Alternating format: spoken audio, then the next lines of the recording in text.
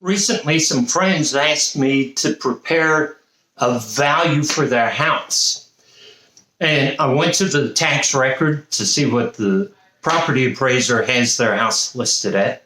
And they said, Joe, no, we have 4 bedrooms.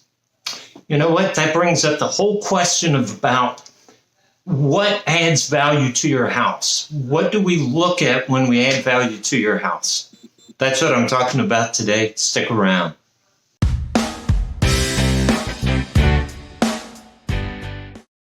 Hi, welcome back. My name's Joe Brown. I'm a realtor with Century 21, List with Beggins, located in South Tampa. Thank you so much for being here with me today.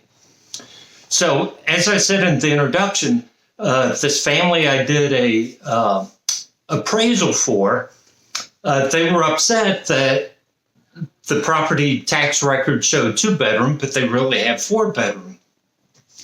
So I thought in this video, I would just share with you some information about how to value a home, okay? Now, you can go on Zillow and get Zestimates or different AVMs, automated value maker. So there's a lot of different programs. However, nothing beats the local on-site person, okay?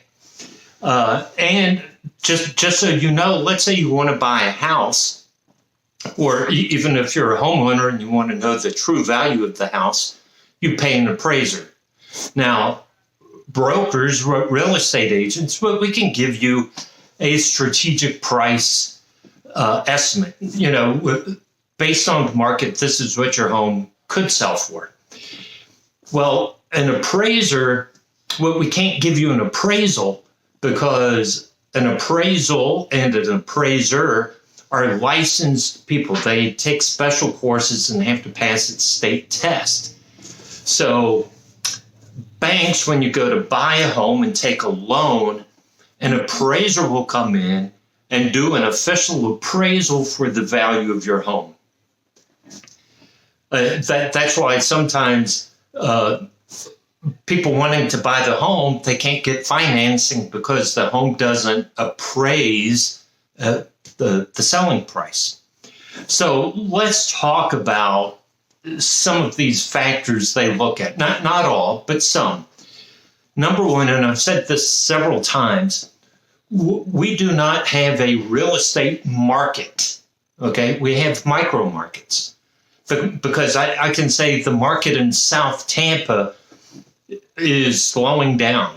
Well, maybe in Palmacia, things are going very quick, or in Bayshore Gardens, or in Ballast Point, right? So it's really the neighborhood micro market. So that's the number one thing that appraisers will look at is the area where the house is located. The second thing they look at is what they call GLI, gross living area. And I'm not talking about the space is gross and messy. I'm just talking about total area of the house. However, so let's say you have a garage. Well, typically, how do you get to the garage? You step down into the garage. Well, because there's a step, it's not considered on grade. So that garage space is not living area. Even if you convert it and make it into a living space, it is not considered a bedroom and not considered part of the gross living area because of that step down, right? Is it built to grade? And that's an important concept because the appraiser will say, there's 1,400 square feet. They don't care how you use the space, okay? That's an important concept. They don't care how you use the space. You can use this room as a bedroom. You can use it as a living room. You can use it as an office. They don't care. They just know that space is on grade and it's part of the GLI. So another friend I'm working with, the property appraiser has his house as a 2-bedroom. But even from the 1950s, it has never been a 2-bedroom. It's 4 bedrooms. The appraiser doesn't care. They're just looking at the gross living area. So the lesson there is appraisers really don't care, that's a bad word, but it doesn't change their factor of whether it's 2-bedroom, 3-bedroom, 4-bedroom, right? Because it's all part of the gross living area. What does change the value are bathrooms.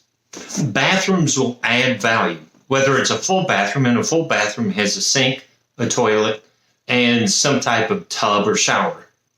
That's a full bathroom. Half bathroom, a sink, and a toilet. So, and again, those bathrooms have to be on grade. So let's use the example again. Somebody converts the garage to a bedroom, but to get from the bedroom to the bathroom, you have to step up. Well, that's not considered a bedroom because you have to step up to the bathroom. Now, it's different if you convert the garage to a bedroom and you add a bathroom, right? That will add value. But so that grade really depends on, the gross living area and so forth. Bathrooms add value. So let's say a house has a fireplace. Oh, how much is a fireplace worth?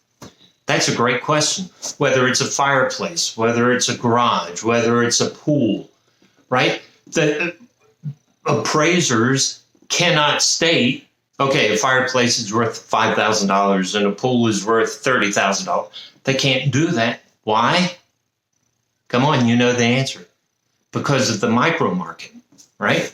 So a pool in Palmacia may be worth more than a pool in Bayshore Beautiful, which may be more than a pool in Ballast Point, right? So the appraiser will look at houses with pools in the certain area within the neighborhood and see what. So let's say there's a 3-bedroom, 2-bath house, 1,500 square feet. 2 of them. One has a pool, one doesn't. They both sell. One sells for $25,000 more than the other. So the logical assumption is that pool adds $25,000 to that house. And again, that varies by neighborhood. So I can't tell you a pool's worth so much because it really depends on the neighborhood, the market, and what's selling in the market. But let's go back to the example I said, 3-bedroom, 2-bath house, 1,500 square feet. And you think, oh, they're similar homes. Well, there's something I haven't talked about yet, and that is the condition of the house. And appraisers look at 4 different types of condition. Number 1, it is run down, right? It is really in poor condition. The second is its original condition, right? It's maybe not run down, original condition. It's been kept up, kept neat. But let's say somebody then takes that original condition and said, oh, we want to redo the bathroom or we want to redo the kitchen, right? So they refresh, they update certain rooms of the house. But other parts of the house are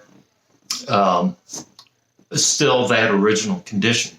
That's the third type, right? So the first type is run down, second, original condition. Third type is there have been upgrades. Well, the fourth type is total renovation. Every room gets remodeled, right? New flooring, new cabinets, whatever, total renovation. So those are the 4. So now let's take a look at those 2 houses, 1 3-bedroom, 2-bath, 1,500 square feet, totally renovated. The other house is 3-bedroom, 2-bath, upgraded, right? So they upgraded the kitchen. And And then add on top of that, one of those has a pool. Well, can you then say that pool is worth $25,000 when one house is renovated and one is upgraded? You see what I'm saying? That it's not easy to put a number on it because there are several factors. What's the neighborhood? What's the condition of the house?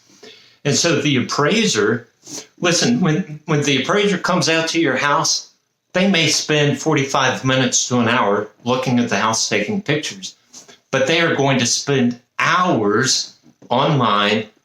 They're going to drive. What are the comparable houses? They're going to look at those. They're going to go online, see what photos they have, and compare the condition of your house to the condition of other houses and what those other houses sold for. And so if you imagine your house is here, wherever here is, right, price-wise, well, the appraiser wants to look at houses that are superior to yours and those inferior to yours to butterfly or to bracket your house. And then they're going to make adjustments, right? So if your house has been upgraded but not renovated, they'll look at renovated homes. And they will deduct from the renovated home to match your home. So they take the superior home and they'll subtract the value based on what this house has that your house doesn't and come up with the value. The opposite is true, that they'll look at inferior homes and add value to it to bring it to yours. And then based on these numbers, they're going to suggest the value. Okay? Keep in mind, it is their opinion. Now, by standards, if another appraiser goes out, they should be within 10% of each other, right? There won't be wide gaps. So I just wanted to share some information with you today. First of all, we cannot produce a list saying a fireplace is worth this, a pool is worth this, a garage is worth this, right? They may very well add value depending on the neighborhood, what's sold in that neighborhood, the condition of the home, right? Well, they also look at, one thing I didn't mention is location. So what they try to do is within 1 mile of your house, they want to find similar properties. Now, it's really best if you can narrow the focus. And so you think about South Tampa, you live in Palmacia, well, 1 mile from here puts you in Hyde Park or Sunset Park or what is that, Bayshore Gardens, Bayshore Boulevard. So a 1 mile tract really changes the neighborhoods. So if they can find comparable homes as close to yours as possible, that's great. And if not, then they'll move out and move out. But really, they like to get the homes most like yours, again, bracketed, close to your home, to really get to that micro market. They'll take a look at the features your house has and determine the value based on other homes that sold that have that same asset, same amenity, whether it's a pool or garage, fireplace, right? Whether it's a screened porch, is it a pool that's uncovered or covered? All those will add value. It doesn't add to the gross living area. So, again, those of you who are wondering, well, how does somebody value my home? Well, that's what it looks at. So, and here's, I had a conversation with another friend who said, well, Joe, house down the street sold for $400 a square foot.